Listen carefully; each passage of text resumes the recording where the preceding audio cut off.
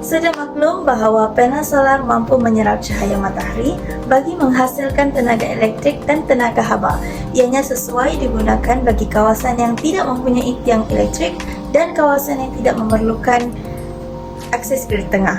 Contoh kawasan yang menggunakan panel adalah seperti dalam kajian kami, yaitu rumah pondok pekerja sarang burung dan rumah persendirian kawasan Pantai Kinandukan, Kampung Kelenahan, Papar. Setiap bangunan memerlukan listrik bagi memudahkan penggunaan menjalani kehidupan seharian. Apabila elektrik terputus, setiap penggunaan akan menghadapi kesukaran meneruskan kerja seharian mereka. Manakala terdapat juga penggunaan panel solar menghadapi masalah listrik yang tidak mampu menampung oleh panel solar yang telah dipasang pada rumah. Ini menyebabkan kurangnya keberkesanan pada solar tersebut. Objektif utama kajian ini adalah untuk membantu penggunaan dengan memberikan penyaranan pengambilan bilangan solar yang sesuai mengikut size rumah persendirian. Seterusnya, bagi mengkaji keberkesanan panel solar apabila menggunakan kapasiti elektrik yang tinggi. Akhir sekali, mengira kecekapan panel solar menggunakan emitter bagi mengetahui had penggunaan tenaga. Sekarang saya akan menerangkan tentang dapatan kajian yang kami dapat daripada kajian kami, yaitu kajian pertama di rumah persendirian di kawasan Pantai Kinandukan, Papar, dan tapak kajian kedua ialah rumah pondok pekerja sarang burung Kampung Kelenahan, Papar. Dari data yang kami kumpul, rumah pondok pekerja sarang burung lebih banyak menggunakan tenaga berbanding rumah persendirian di kawasan Pantai Kinandukan karena had penggunaannya yang lebih banyak berbanding di rumah persendirian di kawasan Pantai Kinandukan.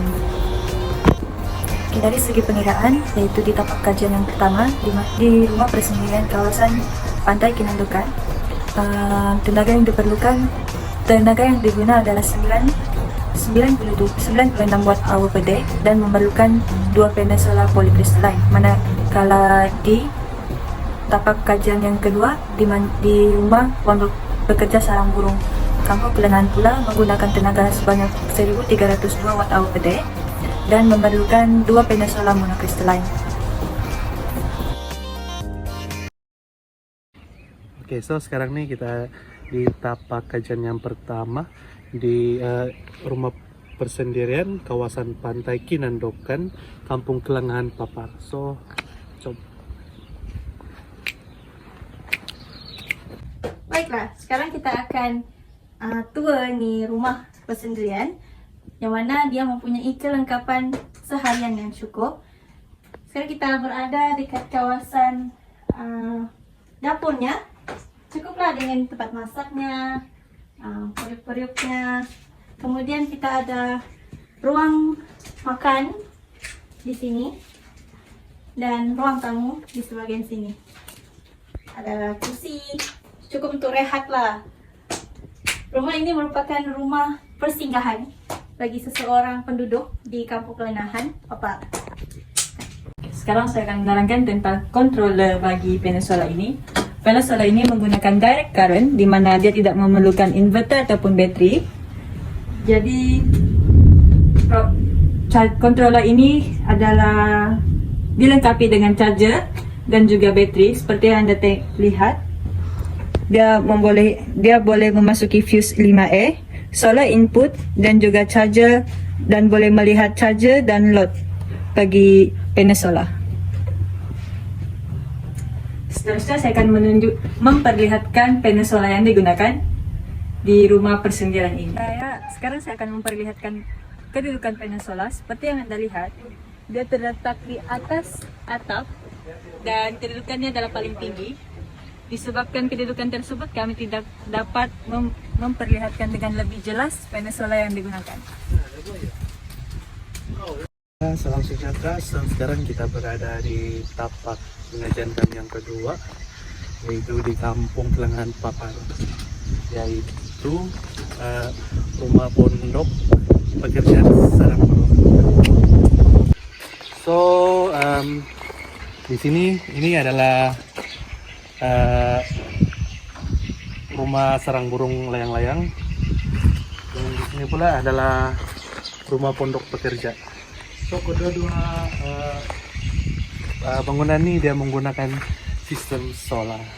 Tapi kami cuma fokus kepada rumah pondok pekerja ini lah. Baiklah, sekarang kita berada dekat ruang rehat rumah pondok pekerja, yaitu di sini kita ada 2 katil. Sini juga ada sebuah bilik. Sebuah bilik ni pekerja tidak benarkan kami masuk, tapi dia sudah bagi tahu kami sini juga ada katil untuk dorang rehat dan mempunyai 1 buah lampu dan ada 2 buah kipas dalam yang juga menggunakan panel solar. Kemudian kita ada ruang makan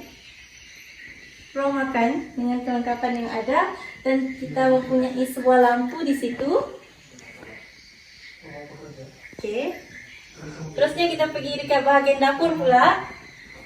Dapur ini mempunyai sebuah lampu. Untuk pengetahuan, ruang dapur ini mempunyai kelengkapan yang cukup.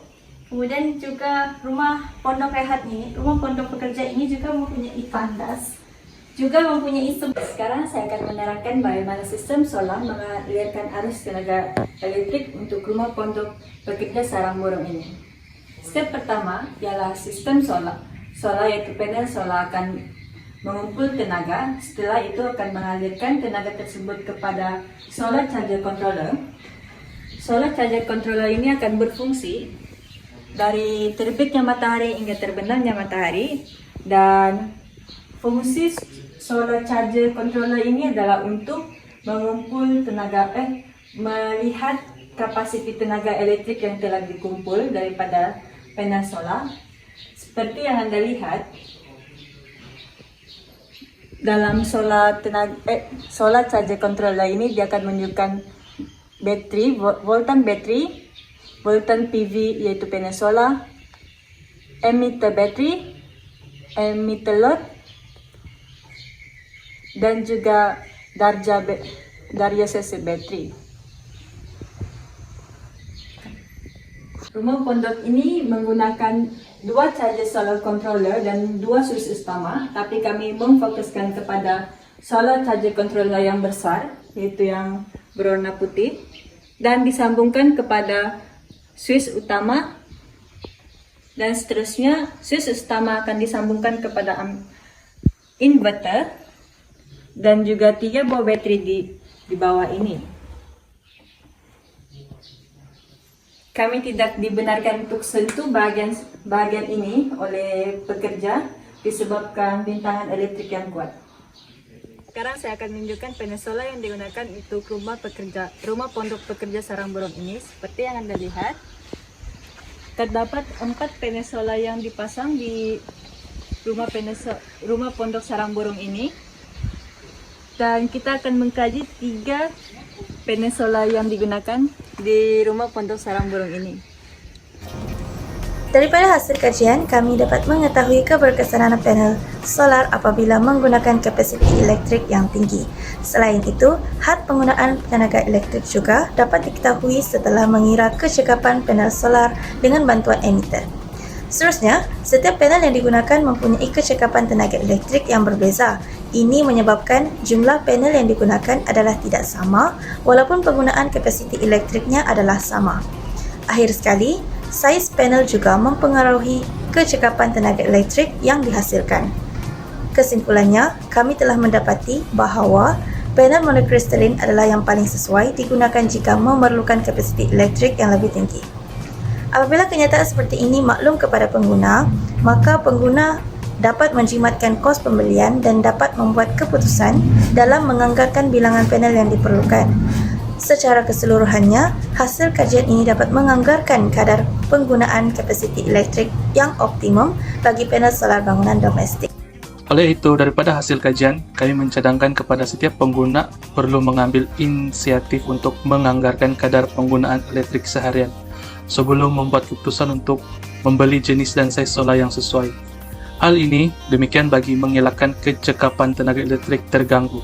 Seterusnya kami juga mencadangkan bahawa setiap rumah adalah digalakkan untuk memasang panel solar.